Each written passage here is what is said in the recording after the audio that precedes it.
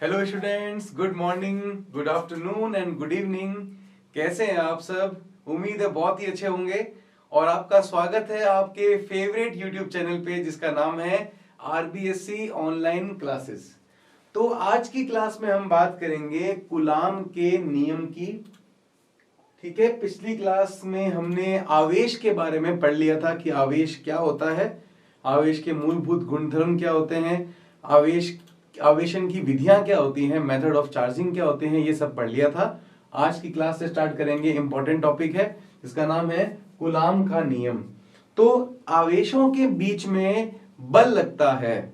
अगर दो धनात्मक आवेश हैं तो वो एक दूसरे को प्रतिकर्षित करते हैं। एक धनात्मक और एक ऋणात्मक आवेश है, वो एक दूसरे को आकर्षित करते हैं।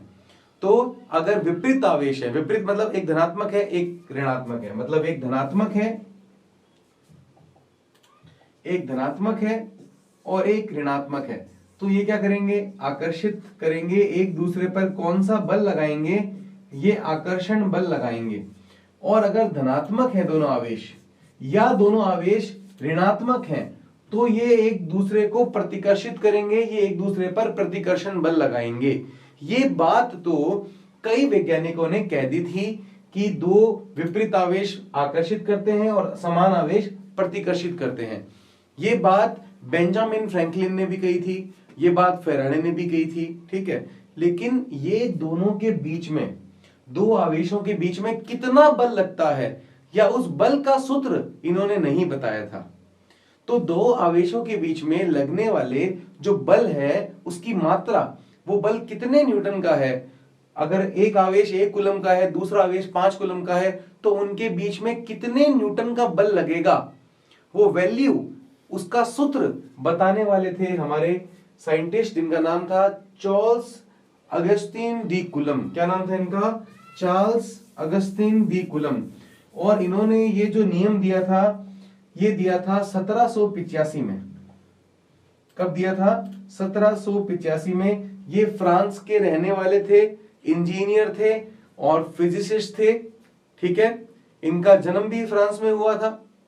और इन्होंने हमारे कूलाम के नियम का इन्होंने सूत्र दिया था कि किस प्रकार से दो आवेशों के मध्य क्या लगता है? बल लगता है। तो इनका नाम है चार्ल्स ऑगस्टीन दी कूलम। इन्हीं के नाम पर कूलाम बल रखा गया। ठीक है, ऑगस्टीन दी कूलम, डी यहां पे लिखेंगे और यहां पे लिखेंगे कूलम, ये इनका नाम था। इन्हीं के नाम पर देखिए कूलाम नियम बना। और आवेश का मात्रक भी क्या होता है? कूलाम। इन्हीं के सम्मान में हमने आवेश के मात्रक का नाम भी कूलाम रखा। ठीक है, ये रहने वाले थे फ्रांस के। और इन्होंने जो ये नियम दिया, इनका जन्म हुआ था 1736 में, इनका बर्थ हुआ था। और ये जो नियम दिया था इन्होंने, कूलाम का नियम, ये दिया था 1785 में। ठीक है, तो ये तो हो गई यहाँ की थोड़ी हिस्टोरिकल बातें। अब बात करेंगे कि कूलाम का नियम क्या होता है। ठीक है, जब भी दो आवेश होते हैं, चाहे मान लीजिए एक आवेश है Q1 और एक आवेश है, ये एक आवेश है, ये है Q1 और ये दूसरा आवेश है, ये है Q2। और इनको, इनके केंद्रों को मिलाने वाली रेखा, इनके केंद्रों को मिलाने वाली रेखा की दूरी है, मतलब इनके दोनों केंद्रों के मध्य दूरी है R। तो इनके मध्य एक बल लगेगा। वो बल क्या होगा? वो दोनों आवेशों के जो बल होगा, ये बल देखिए, ये आकर्षण बल भी हो सकता है, प्रतिकर्षण बल भी हो सकता है। ठीक है, ये जो बल होगा वो समानुपाती होगा दोनों आवेशों के गुणनफल के। मतलब दोनों वस्तुओं पर जितना ज्यादा आवेश होगा उतना ही ज्यादा दोनों के मध्य बल लगेगा। और ये जो बल होगा ये व्युत्क्रमानुपाती होगा दोनों की मध्य की दूरी के वर्ग के। देखिए, कहने का मतलब क्या है? अगर दोनों की दूरी 2 गुना बढ़ती है, दूरी कितनी बढ़ गई? 2 गुना, तो बल 2 का स्क्वायर कितना होता है? 4। तो बल 4 गुना कम हो जाएगा। सुनते रहना, इसको बोलते हैं व्युत्क्रम वर्ग का नियम। बहुत इंपॉर्टेंट बात है, पूरी ढंग से सुनना। अगर दोनों आवेशों के मध्य की दूरी 3 गुना बढ़ जाए, मध्य की दूरी कितनी बढ़ जाए, 3 गुना, तो 3 का स्क्वायर करो 9, तो बल जो दोनों के मध्य होगा वो 9 गुना कम हो जाएगा। यदि दोनों की मध्य की दूरी 4 गुना बढ़ जाए, 4 गुना बढ़ जाए, तो जो बल होगा, 4 का स्क्वायर कितना होता है 16, तो बल 16 गुना कम हो जाएगा। और इस प्रकार से जो बल कार्य करता है उसको बोलते हैं व्युत्क्रम। ये देखिए व्युत्क्रम है, दूरी व्युत्क्रम है और दूरी का हो रहा है वर्ग, तो उसको बोलते हैं व्युत्क्रम वर्ग का नियम।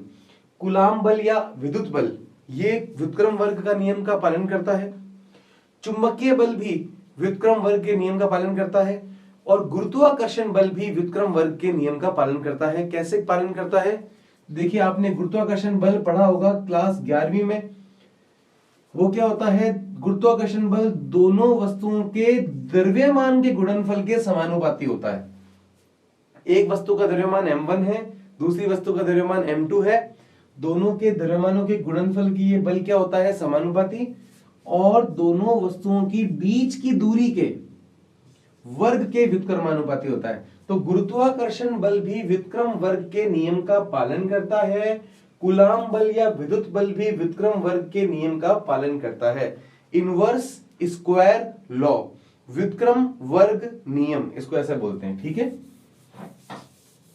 ओके, इसे देते हैं समीकरण नंबर 1, इसे देते हैं समीकरण नंबर 2। समीकरण 1 व 2 को एक साथ लिखने पर किस प्रकार लिखेंगे, F समानुपाती होगा Q1 Q2 बटे R स्क्वायर के, ठीक है। और जैसे ही समानुपाती हटेगा हमारे पास एक नियतांक आएगा।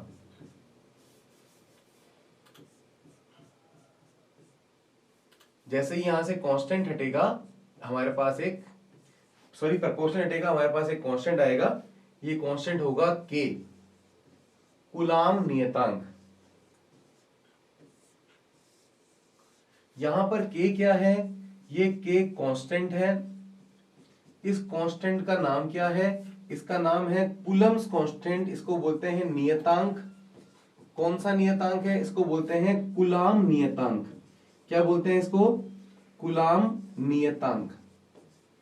देखिए इसका मान जो होता है K होता है 9 इंटू 10 की घात 9, और यूनिट क्या होती है, एक एक बात को ना बिल्कुल डिटेल से बताऊंगा कि इसकी वैल्यू 9 इंटू 10 की घात 9 कैसे आई। इसका मात्रक होता है न्यूटन मीटर स्क्वायर बटे कूलाम स्क्वायर। ये मात्रक कैसे आया इसके बारे में बात करेंगे।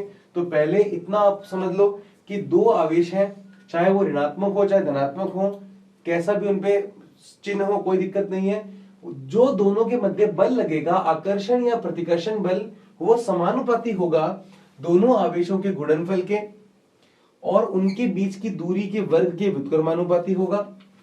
दोनों को साथ में लिखने पर Q1 Q2 बटे R स्क्वायर आएगा, और समानुपाती हटेगा तो कांस्टेंट आएगा K। तो इसकी स्टेटमेंट लिखते हैं नेक्स्ट पेज पे।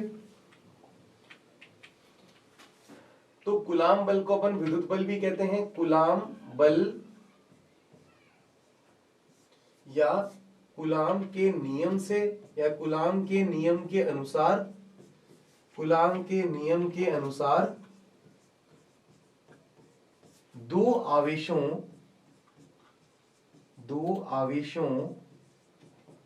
के मध्य लगने वाला, दो आवेशों के मध्य लगने वाला आकर्षण बल, दो आवेशों के मध्य आकर्षण बल भी लग सकता है, लगने वाला आकर्षण बल तथा प्रतिकर्षण बल, इसका जो मान है, दो आवेशों के बीच में लगने वाले, वाला की जगह लिखेंगे वाले, दो आवेशों के मध्य लगने वाले आकर्षण बल तथा प्रतिकर्षण बल का मान, आकर्षण बल तथा प्रतिकर्षण बल का मान दोनों आवेशों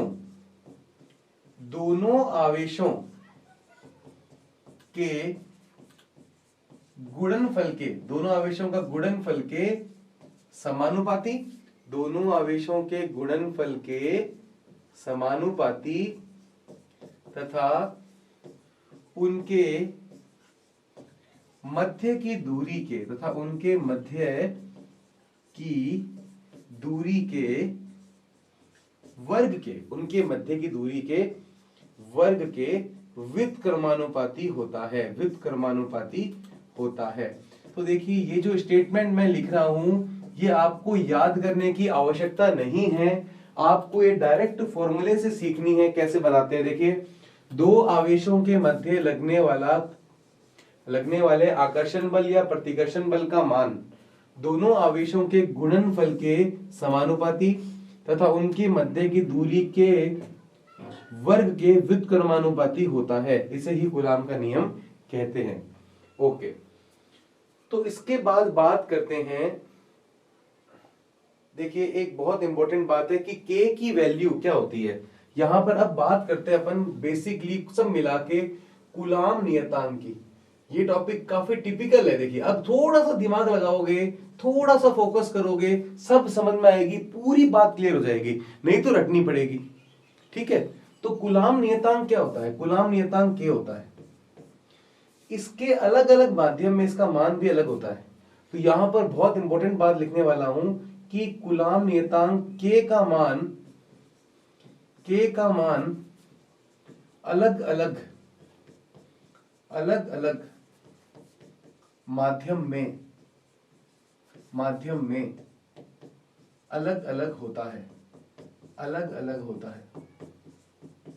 जैसे हवा में कूलाम बल का मान अलग होता है और वही आवेश अगर पानी में रख दे जाएं तो उनका मान अलग हो जाएगा। वही आवेश उतनी ही दूरी पर अगर किसी और माध्यम में रख दिए जाएं तो बल का मान अलग हो जाएगा। इसका मतलब जो कूलाम बल है वो अलग अलग माध्यम में अलग अलग होता है और जो कूलाम नियतांक K है उसका मान भी अलग अलग माध्यम में अलग अलग होता है। ठीक है, सुनते रहें।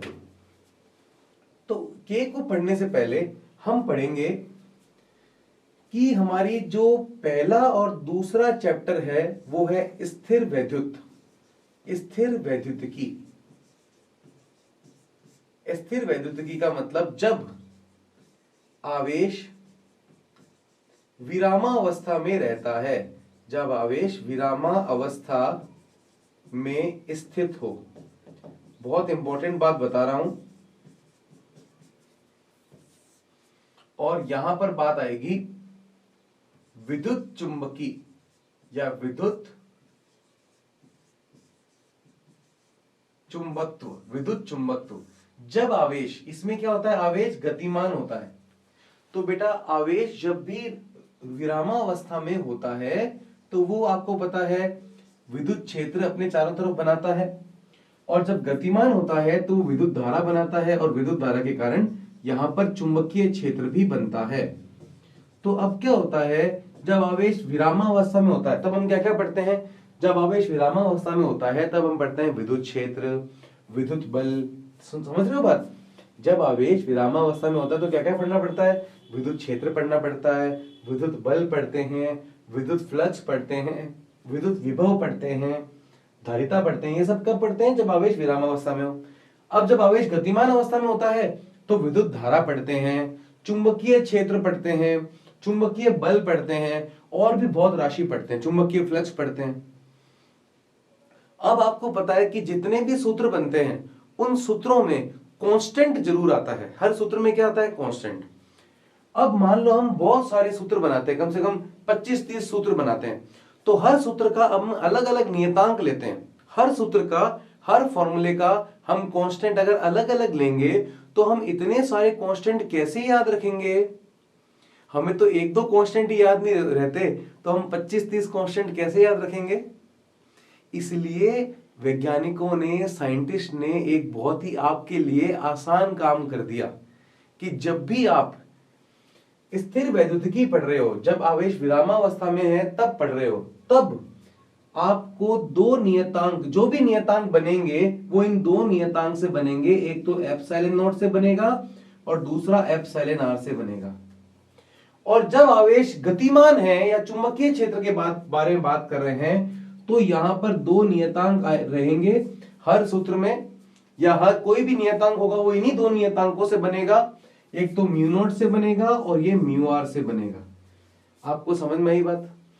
फिर से बोल रहा हूं, जब आवेश विरामावस्था में हो हम इन दो ही नियतांकों का उपयोग करेंगे, जब आवेश गतिमान अवस्था में हो हम इन दो नियतांकों का उपयोग करेंगे। तो इसका नाम क्या है? इसका एप्सिलॉन नॉट का नाम होता है विद्युतशीलता। विद्युतशीलता। अब यहां पे एप्सिलॉन नॉट का मतलब होता है निर्वात की विद्युतशीलता। क्या मतलब होता है? निर्वात की विद्युतशीलता। और एप्सिलॉन आर का मतलब होता है सापेक्ष विद्युतशीलता। क्या मतलब होता है? सापेक्ष विद्युतशीलता।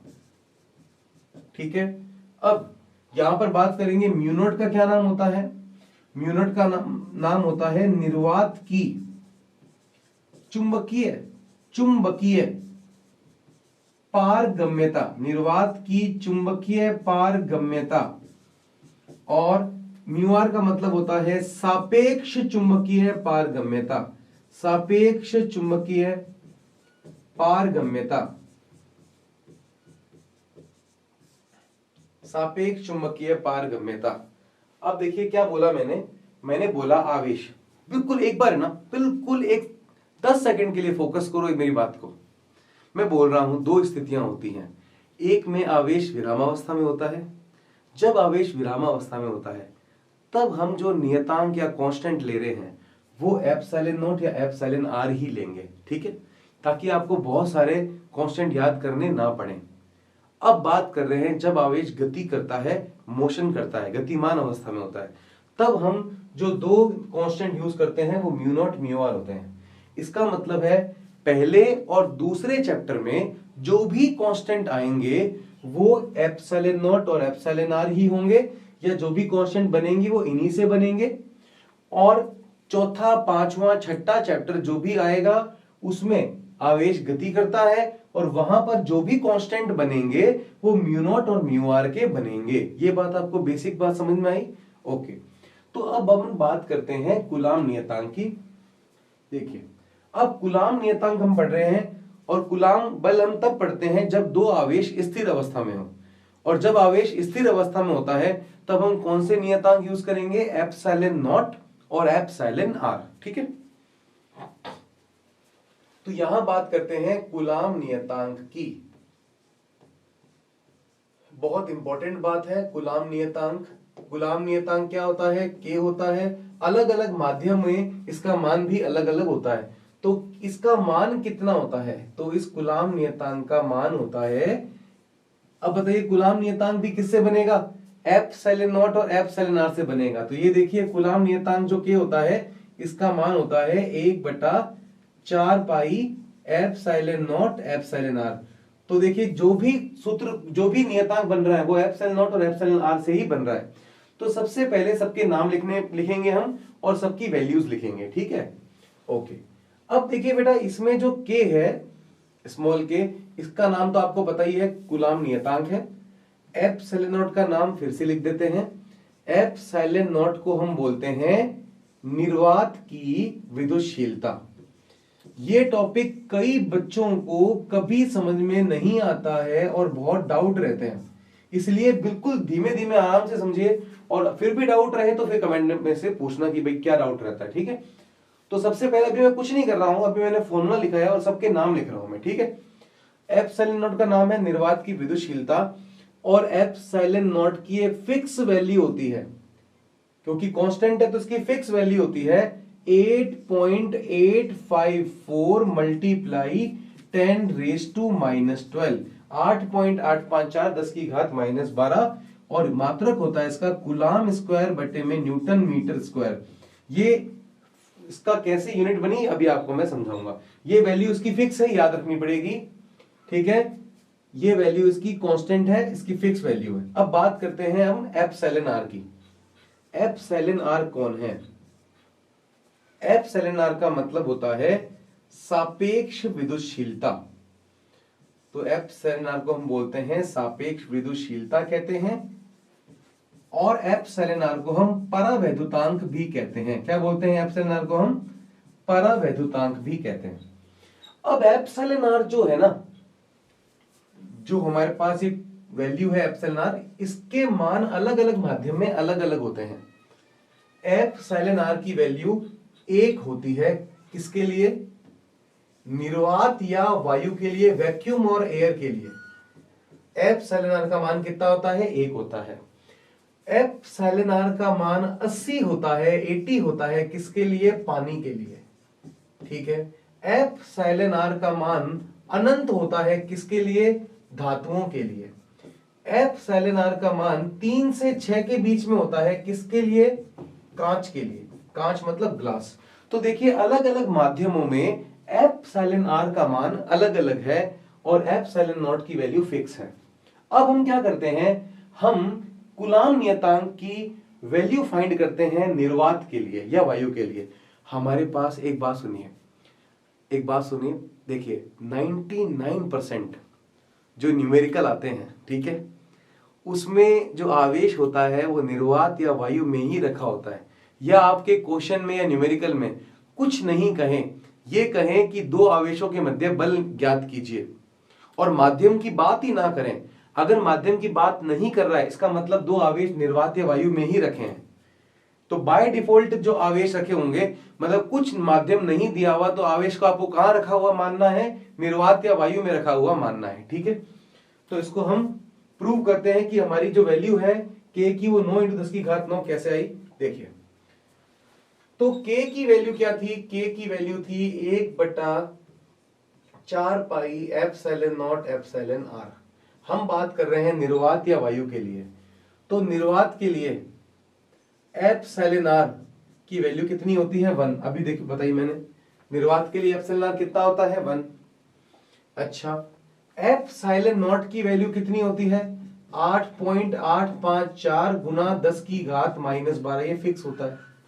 ओके, वैल्यू फाइंड कर लेते हैं k की। 1/4 पाई का मान कितना होता है? 3.14। एप्सिलॉन नॉट कितना है? 8.854 गुना 10 की घात -12। ठीक है, और एप्सिलॉन आर का मान कितना है? 1 है। अब क्या करोगे आप? -12 को ऊपर भेजोगे, अंश में कितना हो जाएगा? +12। यहां पे गुणा करोगे, 4 गुणा 3.14 गुणा 8.854। ठीक है, इसको सॉल्व करते ही आपके पास एक वैल्यू आएगी, वो आएगी 9 × 10⁹। तो आपको पता लग गया k का मान 9 × 10 की घात 9 किसके लिए होता है? निर्वात या वायु के लिए इसका मान 9 × 10 की घात 9 होता है। ये बात आपको डायरेक्ट अब याद रखनी है। और प्रूव कैसे किया हमने? यहां से इस फॉर्मूले से हमने ये प्रूव कर दिया, कोई दिक्कत नहीं। ओके, अब बात करते हैं कि k का मात्रक कैसे आता है हमारे पास। तो बताइए सूत्र क्या है? F बराबर k Q1 Q2 बट्टे R स्क्वायर। एक एक चीज पूरी बताऊंगा कि मात्रक कैसे आया, मान कैसे आया। बस आपको ये लेक्चर को बिल्कुल ध्यान से समझना है। ठीक है, अब देखिए इस k का मान कैसे आया या k का मात्रक कैसे आया। हमें k का मात्रक निकालना है तो k को सेपरेट करना पड़ेगा, अलग करना पड़ेगा। तो यहां लिखेंगे k, r स्क्वायर की तिरछी गुणा करेंगे f r स्क्वायर बट्टे में क्या आ जाएगा? Q1 Q2। तो देखिए k f r square upon में Q1 Q2। ठीक है, अब f मतलब क्या है? f मतलब बल। बल का मात्रक क्या होता है? न्यूटन। देखिए k को सेपरेट किया, समझ में आया? r स्क्वायर ऊपर, Q1 Q2 नीचे, अपॉन में आ जाएगा। फोर्स की यूनिट क्या होती है? न्यूटन। r स्क्वायर की हो जाएगी मीटर स्क्वायर।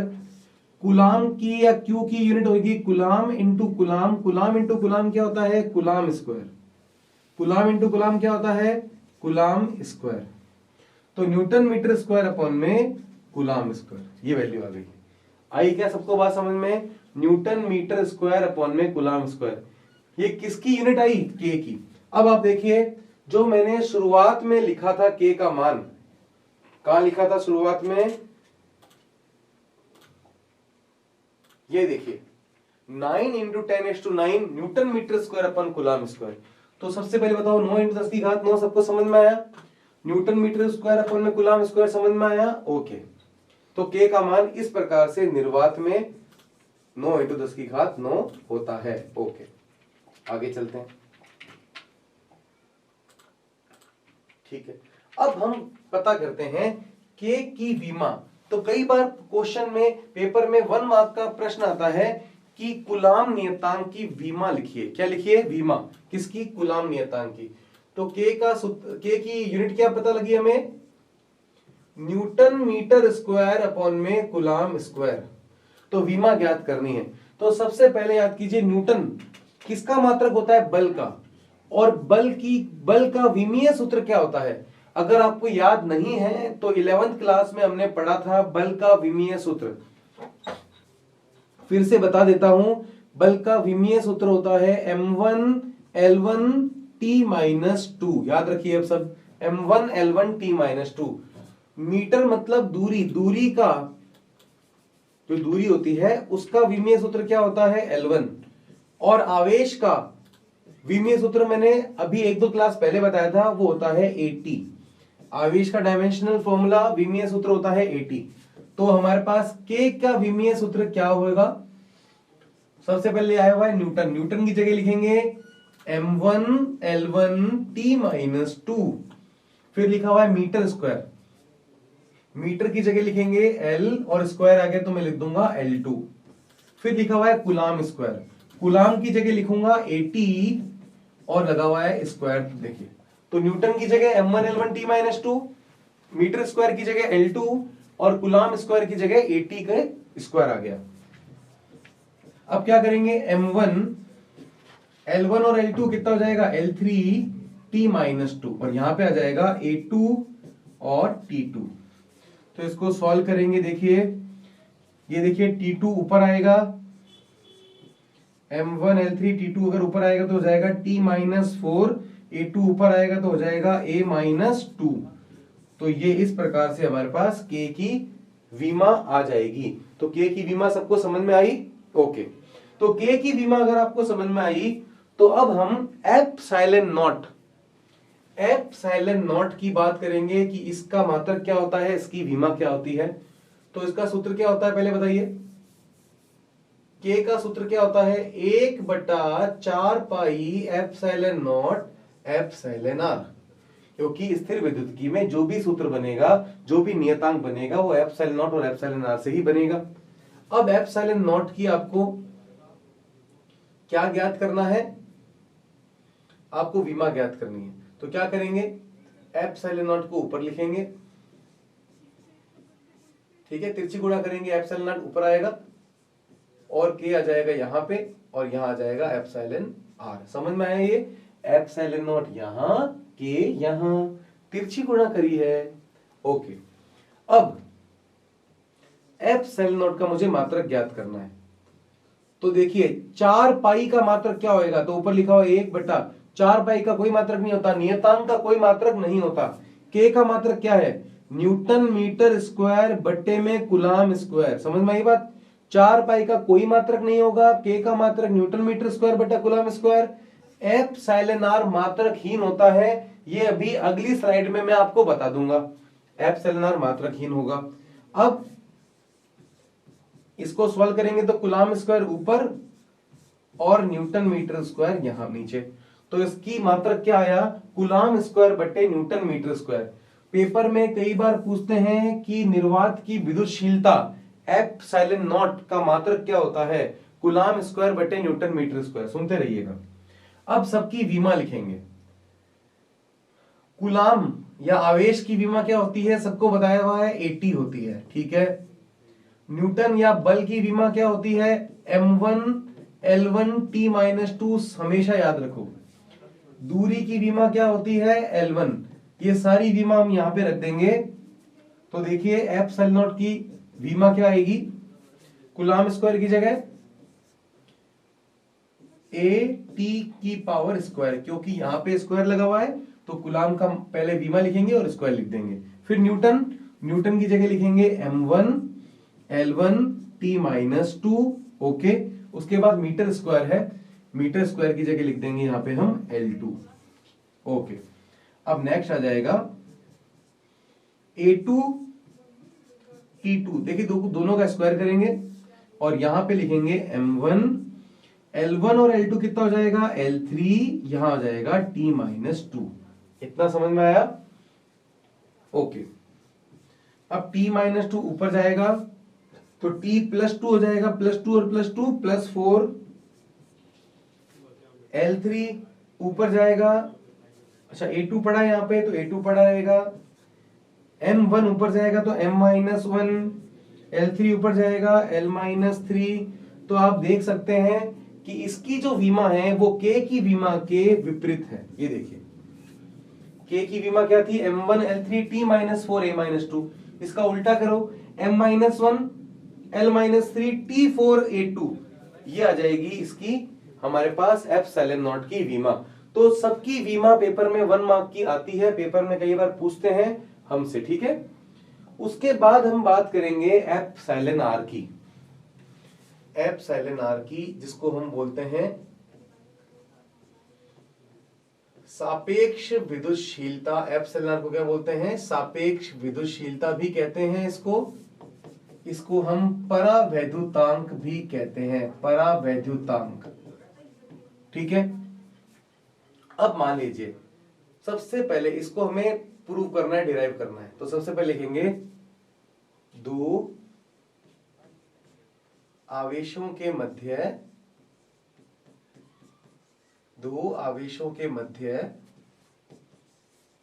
निर्वात में कूलाम बल। निर्वात में दो आवेशों के मध्य कूलाम बल, तो क्या हो जाएगा, निर्वात के लिए यहां पे लिख दूंगा F0। सूत्र क्या होता है, K Q1 Q2 बट्टे R², और K का मान कितना होता है, 1/4 पाई ε0। εr निर्वात के लिए εr कितना होता है, 1, तो यहां पे आ जाएगा 1, और गुणा में क्या आ जाएगा, Q1 Q2 बट्टे में R²। इतना समझ में आया सबको? ओके। अब आगे बात करेंगे, यहां पे लिख दिया, अब यहां से बात करते हैं, सुनते रहिए। ये होगी समीकरण नंबर हमारे पास 1। तो ये जो बल था वो दो आवेशों के मध्य निर्वात में बल था, ठीक है। अब बात करेंगे दो आवेशों के मध्य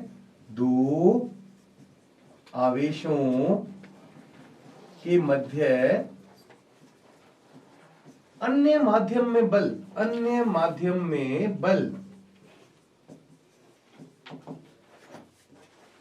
तो अन्य माध्यम क्या हो जाएगा, Fm लिख देंगे यहां पे, Fm, ठीक है। यहां पर क्या हो जाएगा, 1/4 पाई ε0 εr। क्यों, दूसरे माध्यम में εr की वैल्यू 1 नहीं होगी, εr की वैल्यू 1 केवल किसमें होगी, निर्वात में होगी। अब क्या लिखेंगे यहाँ पे, Q1 बट्टे में Q1 Q2 बट्टे में R², ये होगी समीकरण नंबर 2। अब क्या करेंगे, समीकरण 2 में समीकरण 1 का भाग देने पर या 1 में 2 का भाग देने पर, ठीक है। तो हम यहाँ पे लिखेंगे समीकरण 1 में 2 का भाग देने पर, तो समीकरण 1 है F0, समीकरण 2 है Fm। तो F0 की वैल्यू कितनी थी, 1/4 पाई ε0 गुणा Q1 Q2 बट्टे R², और समीकरण 2 Fm का मान क्या था, Fm का मान था 1/4 पाई ε0 Q1 Q2 बट्टे में R²। तो जो Fm है वो अपॉन में है, तो इसके मान को उल्टा लिखेंगे, ये देखिए उल्टा लिखेंगे इसको, Fm बट्टे में है ना, तो इसकी वैल्यूज को उल्टा लिखेंगे, मल्टीप्लाई करेंगे, पता है ना आपको। तो 4 पाई ε0 इसको ऐसे लिख सकता हूं। अब यहां पे लिखूंगा 4 पाई ε0 और ऊपर ये Q1 Q2 है, नीचे R² है, तो ऐसे लिखेंगे, ऊपर R² बट्टे में लिखेंगे Q1 Q2। तो Q1 Q2 से देखिए, Q1 Q2 से Q1 Q2 क्या हो गया है, कैंसिल। R² से R² क्या हो गया है, कैंसिल। 4 पाई ε0 से 4 पाई ε0 हो गया है कैंसिल। क्या बच गया है पीछे, पीछे रह गया हमारे पास F0 बाय Fm बराबर केवल εr रह गया है, ठीक है। तो सबसे पहले तो εr की परिभाषा हम लिख देते हैं पेपर में ये भी 1 नंबर का प्रश्न आता है। पूरे लेक्चर के बाद बताऊंगा कि आज के लेक्चर में भी कितने कितने हमारे 1 मार्क के क्वेश्चन बने, पेपर में 1 नंबर का प्रश्न पूछते हैं कि परावैद्युतांक को या सापेक्ष विद्युतशीलता को परिभाषित कीजिए। तो यहां पे लिखेंगे सापेक्ष विद्युतशीलता को, सापेक्ष विद्युतशीलता को निर्वात में, सापेक्ष विद्युतशीलता को निर्वात में दो आवेशों के मध्य बल, निर्वात में दो आवेशों के मध्य बल F0 तथा अन्य माध्यम में, तथा अन्य माध्यम में दो आवेशों के मध्य, अन्य माध्यम में दो आवेशों के मध्य लगने वाले बल, अन्य माध्यम में दो आवेशों के मध्य लगने वाले बल के अनुपात द्वारा परिभाषित किया जाता है, के अनुपात द्वारा परिभाषित किया जाता है। समझ में आ रही है बात सबको? सापेक्ष विद्युतशीलता को देख लीजिए, यहां से ये डेफिनेशन रटने की जरूरत ही नहीं है। सापेक्ष विद्युतशीलता को निर्वात में दो आवेशों के मध्य लगने वाले बल तथा अन्य माध्यम में दो आवेशों के मध्य लगने वाले बल के अनुपात द्वारा परिभाषित किया जाता है। अब अगर इससे आपसे एप्सिलॉन आर का ऐसा ही मात्रक पूछे तो कैसे बताओगे? सूत्र क्या होता है? F0 बटा Fm। F बल का मात्रक क्या होगा? न्यूटन, और नीचे भी बल है, बल का मात्रक न्यूटन, न्यूटन से न्यूटन कट गया, इसलिए हमारा जो एप्सिलॉन आर होता है वो क्या होता है? मात्रकहीन, और जो मात्रकहीन होता है वो विमाहीन भी होता है। तो इसी के साथ एप्सिलॉन आर मात्रकहीन है और विमाहीन है।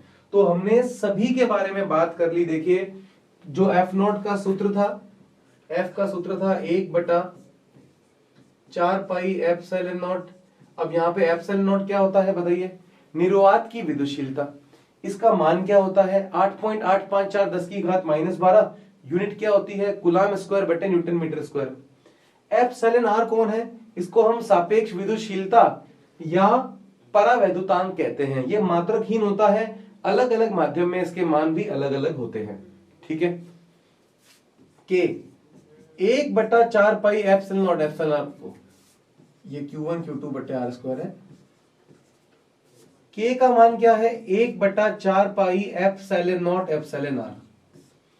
निर्वात में के का मान कितना होता है? 9 × 10 की घात 9। यूनिट क्या होती है के की? न्यूटन मीटर स्क्वायर बटे कूलम स्क्वायर। ये सभी पेपर में 1 मार्क के क्वेश्चन हमारे पूछे जाते हैं। ठीक है, फिर से एक बार आज की क्लास को दोहराने का समय आ गया है। देखिए सबसे पहले हमने बात की थी, आज हमने स्टार्ट किया था कूलम का नियम, जिसमें मैंने बताया था आपको कि दो आवेशों के मध्य जो बल लगता है, प्रतिकर्षण बल या आकर्षण बल, ठीक है, उसको कई वैज्ञानिकों ने बताया था। जैसे कि फैराडे ने बताया था कि दो आवेशों के मध्य अगर एक धनात्मक है दूसरा ऋणात्मक है तो आकर्षण लगेगा, दोनों धनात्मक हैं तो प्रतिकर्षण बल लगेगा। ऐसे बताया था। किसने बताया था? फैराडे ने भी बताया था, बेंजामिन फ्रैंकलिन ने भी बताया था। लेकिन उन दोनों आवेशों के मध्य कितना बल लगेगा, कितना फोर्स लगेगा, वो किसने बताया था? वो बताया था चार्ल्स ऑगस्टीन दी कूलम ने। ठीक है, इनको हम शॉर्ट में बोलते हैं कूलम। 1785 में इन्होंने ये सिद्धांत दिया था, ये नियम दिया था। इसके अनुसार दो आवेशों के मध्य लगने वाला कूलम बल दोनों आवेशों के गुणनफल के समानुपाती तथा दोनों के बीच की दूरी के वर्ग के व्युत्क्रमानुपाती होता है। इसे अगर एक साथ लिखेंगे तो लिखेंगे F समानुपाती Q1 Q2 बटे R स्क्वायर, और समानुपाती हटने पर हमारे पास आता है कांस्टेंट K। इस कांस्टेंट K को हम बोलते हैं कूलम कांस्टेंट, जिसका मान होता है 9 × 10 की घात 9 न्यूटन मीटर स्क्वायर बटे कूलम स्क्वायर। लेकिन ये मान होता है निर्वात या वायु में। ठीक है, इसके बाद आगे बात करते हैं इसकी स्टेटमेंट की। इसकी स्टेटमेंट सबको समझ में आ गई होगी, कोई प्रॉब्लम नहीं है। ओके, आगे देखिए। फिर मैंने बात की थी कि भाई कूलम नियतांक K क्या होता है। कूलम नियतांक K का मान जो होता है वो अलग अलग माध्यम में अलग अलग होता है। अब हमने आवेश को आपको पता है दो मेथड में या दो चरणों में हमने बांटा हुआ है। जब आवेश गति ना करे या विरामावस्था में हो तब, और जब आवेश गति करे या गतिमान अवस्था में हो तब। जब आवेश विरामावस्था में होता है तो उस समय जो ब्रांच बनती है उसको बोलते हैं स्थिर वैद्युतिकी। वहां पर हम जितनी भी राशि पढ़ेंगे उनमें जितने भी कांस्टेंट आएंगे वो सब एप्सिलॉन नॉट और एप्सिलॉन आर से ही बने होंगे। और जब आवेश गति करेगा तो जितने भी कांस्टेंट आएंगे वो म्यू नॉट और म्यू आर से मिलकर बने होंगे। एप्सिलॉन नॉट को बोलते हैं निर्वात की विद्युतशीलता, एप्सिलॉन आर को बोलते हैं सापेक्ष विद्युतशीलता, म्यू नॉट को बोलते हैं निर्वात की चुंबकीय पारगम्यता, म्यू आर को बोलते हैं सापेक्ष चुंबकीय पारगम्यता। उसके बाद हमने देखा था कि भाई कूलाम नियतांक K की वैल्यू क्या होती है, वो होती है 1/4 pi epsilon naught epsilon R, जहां एप्सिलॉन आर निर्वात की विद्युतशीलता है जिसका मान ये होता है, ठीक है। उसके बाद एप्सिलॉन आर सापेक्ष विद्युतशीलता होती है, पराविद्युतांक होता है। एप्सिलॉन आर का मान अलग अलग माध्यम के लिए अलग अलग होता है। निर्वात या वायु के लिए 1 होता है, पानी के लिए 80 होता है, धातु के लिए इसका मान अनंत होता है, और कांच के लिए 3 से 6 के बीच में होता है, ठीक है। उसके बाद हमने प्रूव किया कि भाई K की वैल्यू 9 × 10⁹ किस प्रकार आई। तो K का सूत्र क्या होता है, 1/4 pi epsilon naught epsilon R. यहां पर निर्वात या वायु के लिए बात की जा रही है, तो निर्वात या वायु के लिए एप्सिलॉन आर की वैल्यू कितनी होती है, 1 होती है, ठीक है। वैल्यूज पुट करते हैं, 4 पाई की जगह 3.14, एप्सिलॉन नॉट की जगह 8.854। सॉल्व करके हमारे पास आंसर आया 9 × 10⁹। उसके बाद हमने इसकी यूनिट भी फाइंड की, कैसे, K को अलग करके Fr²/Q1 Q2 करके, तो newton metre square coulomb square, ये आया हमारे पास K का मात्रक। उसके बाद बात करेंगे कि हमारे पास किस प्रकार से हमने K की विमा ज्ञात की। तो K की विमा ज्ञात करने के लिए आपके पास न्यूटन की विमा पता होनी चाहिए, मीटर स्क्वायर की विमा और कूलाम की विमा। तो न्यूटन की जगह लिखा हमने m1L1T-2, ये बल की विमा है। मीटर की जगह लंबाई की विमा होती है L, यहां पे 2 है तो मैंने भी लिख दिया 2। कूलाम की क्या होती है विमा, 80, पिछले लेक्चर में बता रखी है, और यहां पे 2 है तो यहां भी मैंने स्क्वायर कर दिया। इसको सॉल्व करके हमारे पास आया था m1L3T-4A-2, ये किसकी विमा है, कूलाम नियतांक की। 1 मार्क क्वेश्चन पेपर में पूछते हैं कि कूलाम नियतांक की विमा लिखिए, तो आपको डायरेक्ट याद रखनी है या आप बना के ऐसे लिख देना। नेक्स्ट, उसके बाद हमने पढ़ा था कि एप्सिलॉन नॉट की मात्रक कैसे आया और एप्सिलॉन नॉट की विमा क्या होती है। तो K के सूत्र में एप्सिलॉन नॉट यहां पर आया था 1/4 pi epsilon naught epsilon R. अब मुझे एप्सिलॉन नॉट का मान ज्ञात करना है, तो मैंने यहां पे क्रॉस मल्टीप्लाई की, एप्सिलॉन नॉट ऊपर आया, K यहां पे नीचे आ गया, तिरछी गुणा, ठीक है। तो यहां से क्या हुआ, 4 पाई कांस्टेंट है, इसकी कुछ मात्रक नहीं होगा, K का मात्रक होता है newton metre square coulomb square. Epsilon R मात्रकहीन होता है, ठीक है, तो मात्रकहीन है, इसका मात्रक नहीं आएगा, 4 पाई का मात्रक नहीं आया, तो K का मात्रक क्या है, newton metre square coulomb square. अब कूलाम स्क्वायर देखिए अपॉन के अपॉन में तो क्या आ जाएगा, इसे लिखेंगे अपन अंश में, coulomb square newton metre square. तो एप्सिलॉन नॉट की विमा हमारे पास मात्रक आ गया coulomb square newton metre square. अब विमा ज्ञात करनी है, तो कूलाम की विमा क्या होती है, 80 आवेश की विमा। बल की विमा क्या होती है, m1L1T-2। मीटर दूरी की विमा क्या होती है, L1। ये सारी विमा हमने यहाँ पे सूत्र में रखी। सबसे पहले कूलाम की जगह 80, स्क्वायर है तो मैंने भी स्क्वायर लगा दिया। न्यूटन की जगह m1L1T-2, मीटर की जगह L2, ठीक है। सॉल्व करने पर हमारे पास इसकी विमा आएगी m-1L-3T4A2, जो कि K की विमा के जस्ट अपोजिट है, ठीक है। इधर देखिए 1 तो उसमें -1, 3, -3, -4 तो उसमें T4, A-2 तो इसमें A2, ये देख लीजिए जस्ट अपोजिट है। एक याद रखो, एक अपने आप याद हो जाएगी। उसके बाद हमने लास्ट में बात की थी सापेक्ष विद्युतशीलता और परावैद्युतांक की। तो इसको निकालने के लिए हमने दो आवेशों के मध्य निर्वात में कूलाम बल निकाला। तो निर्वात के लिए एप्सिलॉन आर कितना होता है, 1, तो ये फॉर्मूला आएगा 1/4 pi epsilon naught, epsilon R यहाँ पे 1 हो गया, Q1 Q2/r²। इसको दे दी समीकरण नंबर 1। और हमने फिर अन्य माध्यम में कूलाम बल ज्ञात किया, वो क्या आया 1/4 pi epsilon naught epsilon R Q1 Q2 बटे आर स्क्वायर। देखिए अन्य माध्यम के लिए एप्सिलॉन आर की वैल्यू 1 नहीं होगी, कुछ भी हो सकती है, इसलिए यहाँ पे एप्सिलॉन आर हमने पड़ा रहने दिया। अब क्या करेंगे, दोनों समीकरणों को डिवाइड करेंगे, एफ नॉट बटे एफ एम करेंगे। एफ नॉट का मान यहाँ पे लिख दिया देखिए, और एफ एम बटे में है तो इसकी जो वैल्यू थी इसको उल्टा हमने मल्टीप्लाई करवा दिया। सबको पता है भाग किस प्रकार देते हैं, तो Q1 Q2 से Q1 Q2 कैंसिल हो गया, आर स्क्वायर से R square cancel, 4 pi epsilon naught से 4 पाई एप्सिलॉन कैंसिल, और हमारे पास क्या आ गया एप्सिलॉन आर। यहां से हमने एप्सिलॉन आर की परिभाषा बनाई। पेपर में यह भी पूछा जाता है कि सापेक्ष विद्युतशीलता को परिभाषित कीजिए। तो सापेक्ष विद्युतशीलता को निर्वात में दो आवेशों के मध्य बल तथा अन्य माध्यम में दो आवेशों के मध्य बल के अनुपात द्वारा परिभाषित करते हैं। अब इसका ऐसा ही मात्रक क्या होता है, बल का मात्रक न्यूटन, बल का मात्रक न्यूटन, न्यूटन से न्यूटन कैंसिल, ये मात्रकहीन होता है। ठीक है, तो एप्सिलॉन आर मात्रकहीन राशि होती है। ओके, बस इतना ही हमने आज पढ़ा था। तो आज की क्लास में हमने क्या पढ़ा, कूलाम का नियम और कूलाम नियतांक से जुड़ी हुई सारी की सारी राशियां, जैसे के, एप्सिलॉन नॉट, एप्सिलॉन आर, और ये इनके मात्रक क्या होते हैं, विमा क्या होती है, मान क्या होती है, ये सब पढ़े। तो ये सारी वैल्यूज आपको याद रखनी है और अगले लेक्चर में भी आपको पूरी याद रखनी पड़ेगी। ठीक है, आज के लेक्चर से रिलेटेड जो भी डाउट हो कमेंट सेक्शन में पूछना, मुझे लगता नहीं है कोई डाउट होगा। तो आज के लिए इतना ही, बाकी करेंगे नेक्स्ट लेक्चर में। तब तक के लिए बाय बाय।